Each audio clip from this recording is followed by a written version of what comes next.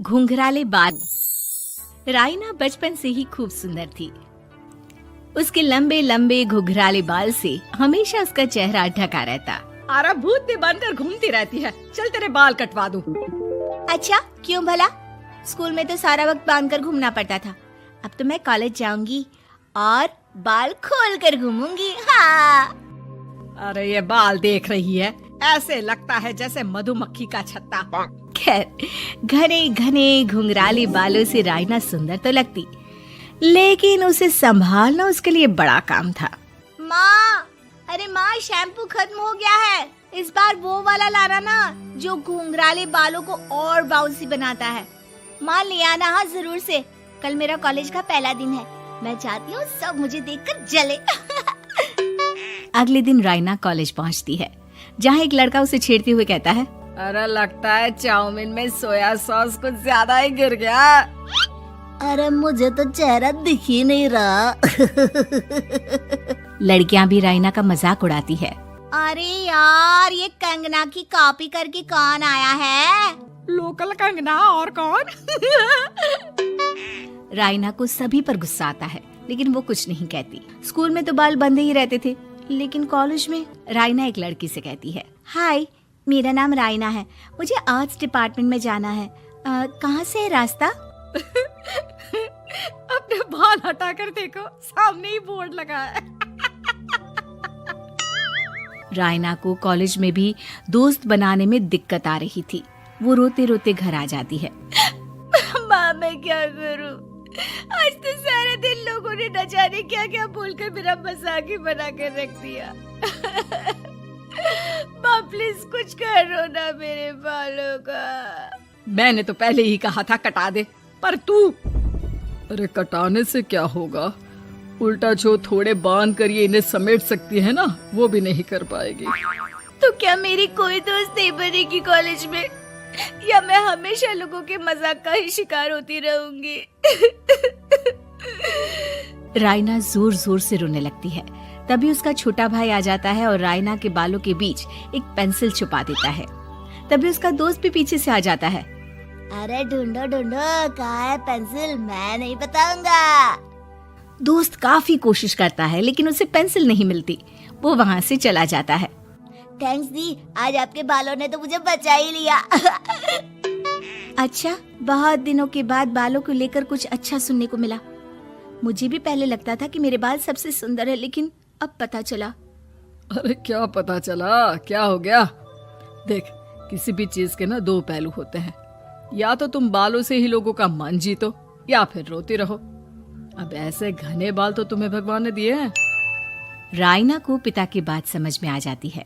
वो सोच लेती है कि जिन बालों के कारण वो कॉलेज में एक भी दोस्त नहीं बना पा रही है, उन्हीं बालों से वो दोस्तों की लाइन लगवा देगी। अगले दिन कॉलेज में डेस्क में राइना बालों को आगे कर लेती है और लोगों को लगता है कि राइना का चेहरा पीछे है, लेकिन राइना घने घुंघराले बालों को हटाकर हंसने लगती है।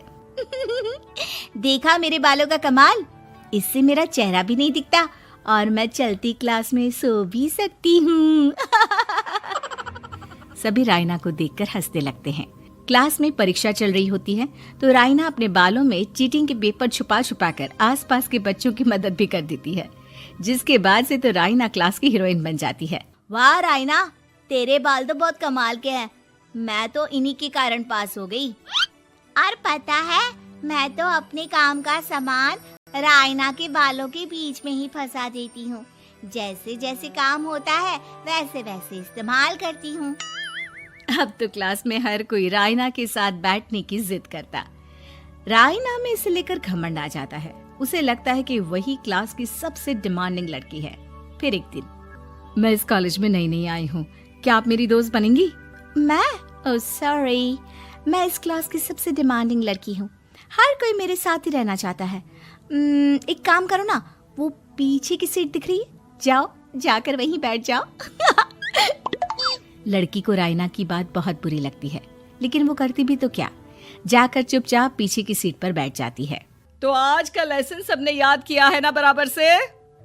जितनी भी चीटिंग करने वाली लड़कियां थी, वो राइना के पीछे जाकर बैठ जाती है और जोर से चिल्लाती है, जी मैम, सब कुछ याद है, कहीं से भी पूछ लो, हम तो मास्टर हैं मास्टर। क्यों? ये बोलकर वो रायना के कंधे पर हाथ रख देती हैं। रायना भी खुश होती है कि कॉलेज की सबसे स्मार्ट लड़कियों का ग्रुप उसका दोस्त है। पीछे बैठी वो लड़की देखती है कि कैसे मैडम के सवाल लड़कियां रायना के सर को देखकर दे रही है।